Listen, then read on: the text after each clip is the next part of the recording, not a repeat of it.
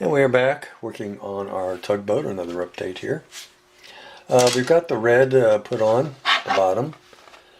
As you can see, we've got a nice clean line here on both sides. The washi tape in the back. The washi tape did a pretty good job of giving us a nice clean line, and it's been cleared with our Krylon matte clear acrylic.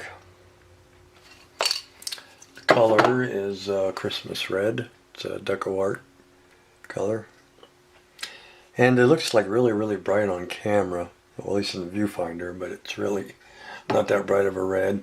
It's actually about a medium red is what it really is. So now our next step is to go back with a thin tape. I got it here somewhere. I have to dig it out and run our our thin white line right above the red. And then we'll have to mask it and put our black on. For the black, we're just going to use plain old Testors acrylic black. This craft paint. We'll just use that. That'll be spiffy enough. Okay, we're back, and we've got our white stripe taped off. This time we used Testors thin masking tape to tape our little stripe off, and then I've used some cheap tape on top of that just to block the overspray. We don't want to get any black on the red. So what I'll do, I'm just going to do half of the hull, and then I'll flip it around. Well, let this dry, then I'll flip it around, do like I did on this side, and do the other side. That way we don't have too much spraying, and this really white tape should act as a barrier to keep the overspray down. And I might back down the pressure on my gun too. I might back it down 3 or 4 pounds so we don't have such a big spray pattern, and get it a little bit more precise. Normally, as I said, I run 27, but I might back it down to 20 and shoot it at 20 pounds. So, yeah, that's our next step. So I'm going to do that, and then I'm going to be right back.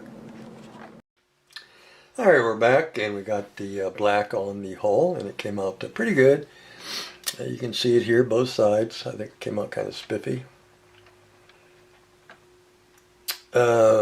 We have a little bit of overspray that crept through the tape I used right here in the back. You can see it right there.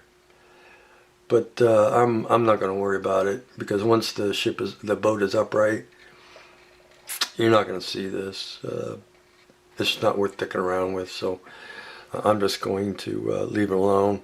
I do have to touch up a little bit here where the tape pulled some of it off at the very back, and so I have to touch that up with the red, but that'd be easy peasy. And then I have a little bit where the black crept through the tape right here. Kind of figured I was going to have an issue here, but that's an easy fix too. I can just take a small brush and touch it up there. So right now it kind of looks like a shadow, but alrighty, we got the prop painted. This is a Model Air, what is it, Model Air Bright Brass, I think. Yeah, bright brass. And I didn't airbrush it, I just put it on with a small, really small micro brush here. I didn't feel like firing that up. But so I got the brass on it, and I went over it with some dark tone ink, Army Painter dark tone ink, to kind of, I don't know, give the props a little bit of definition. So now the prop, they just want you to glue it to the end of this. It's like, really? Now, that's not going to sit on there very long. It's not a whole lot of gluing area. Plus, you have this step here. So, if you glue it on there, then, as I said, you have very little gluing surface area, really. So it's kind of weird. Anyway, I couldn't use a round rod because I have a square hole. So I took C-channel, well, real small C-channel, and glued it back to back to make kind of like an I-beam. And now I can slide this in the square hole. We can glue it in there. I just slid it in there a little while ago to test it.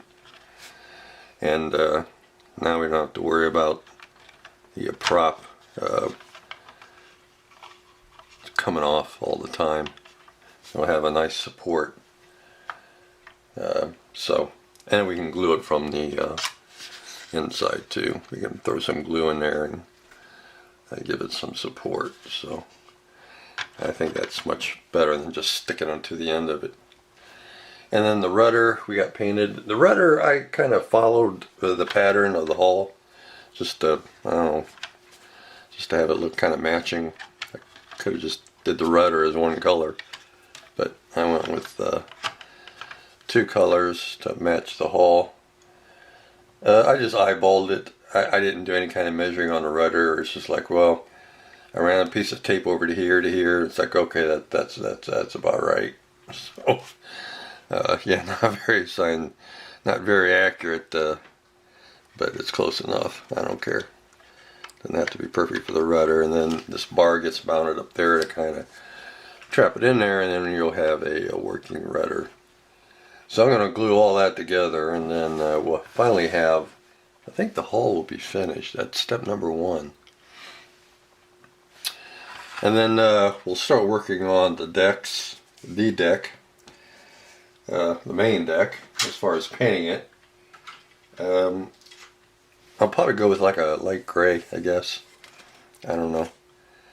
I'd go a wood tone if it had planking detail, but it doesn't, and I'm not going to sit here and scribe all that in there. So I'm just going to do it in a light gray. A lot of pictures I looked at of real tugboats, because I'm no tugboat expert. They seem to have gray decks, so we'll just do the same thing. It'll be some kind of light gray.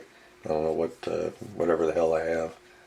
I got plenty of grays in craft acrylics, and then Model Master. Maybe I'll do like a light ghost gray or something like that. So I think that's going to be it for this video. I think we've covered enough. So our next update, when we come back, we should have all the deck on there. It should be all painted up and actually installed on the boat. We should have the sound card installed. And I finally decided what I'm going to do with the battery box and the on-off switch and the momentary switch for the sound card. The sound card will be inside the hull. That's not going to change any. But I decided to mount everything on the outside of the base, or on the outside of the ship onto the base. As I said, I kicked around the idea of putting everything in the boat. But as I said, the more I got to thinking about it, it's like, well, do I really want people to handle the boat to get the power turned on and off? So this way, nobody has to screw with the model kit, and you know, everything would be on a base, and you can just play with the stuff on the base and leave the boat alone. So I think that's what I'm going to do.